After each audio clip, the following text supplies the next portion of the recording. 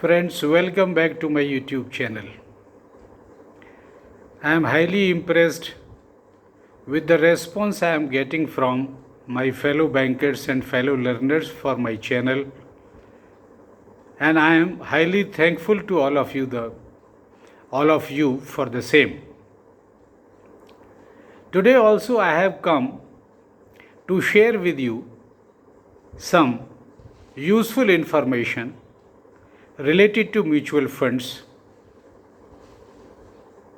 As in our day to day life, we always try to find out some good opportunities of investment of funds as a member of the general public or as the bankers.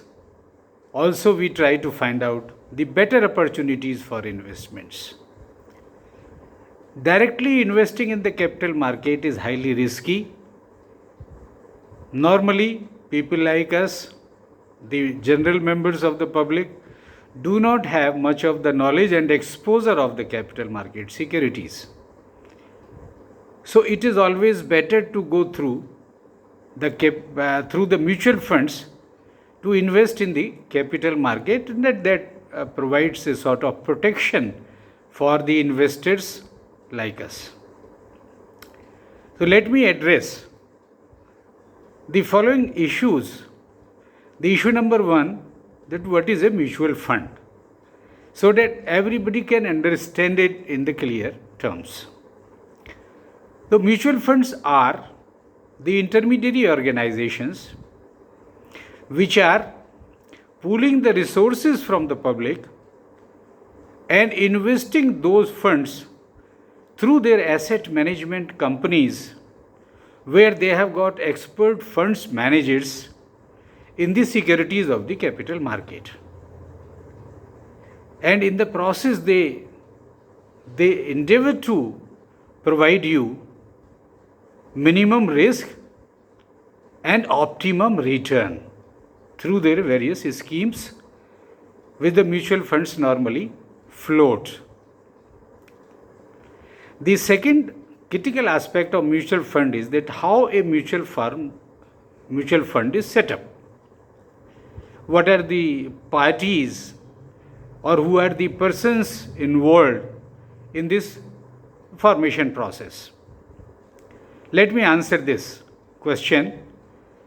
The mutual funds are set up in form of a trust.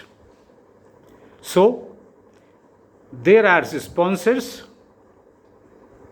trustees, asset management companies, and custodians. These are four major players in a mutual fund. Sponsors are just like the promoters of a company, and they have to appoint the trustee company or a board of trustee, and the asset management company and its board of directors, and they have to appoint the custodians also. And everybody has to discharge the distinct responsibilities. The board of trustees are responsible for holding the property on behalf of the unit holders of the mutual fund and carry out the general superintendence of the asset management company, which is responsible for investing the pooled resources in the capital market securities.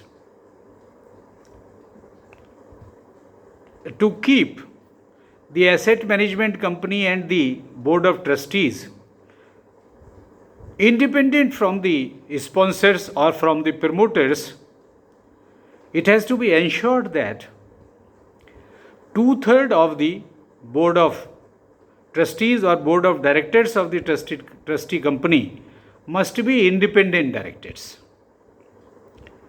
In asset management company also, at least 50% of the directors have to be independent directors. And custodians have to be registered with SEBI. asset management companies, before allowing them to invest in the capital market, SEBI has to approve the AMCs. Only after approval they can go to the investment part, investment of funds in the securities of the capital market. So at every stage, a sort of protection is provided to the general investors, retail investors, to the members of the public in the whole process. And in order to convey the risk factors involved in all these schemes, the colors are used to indicate the risk. Blue color indicates that the principal is at low risk.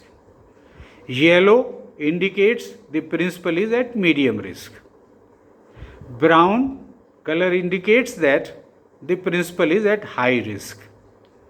Accordingly, the investor can choose out of these options available as provided by the mutual fund schemes, and they invest in order to minimize their risks.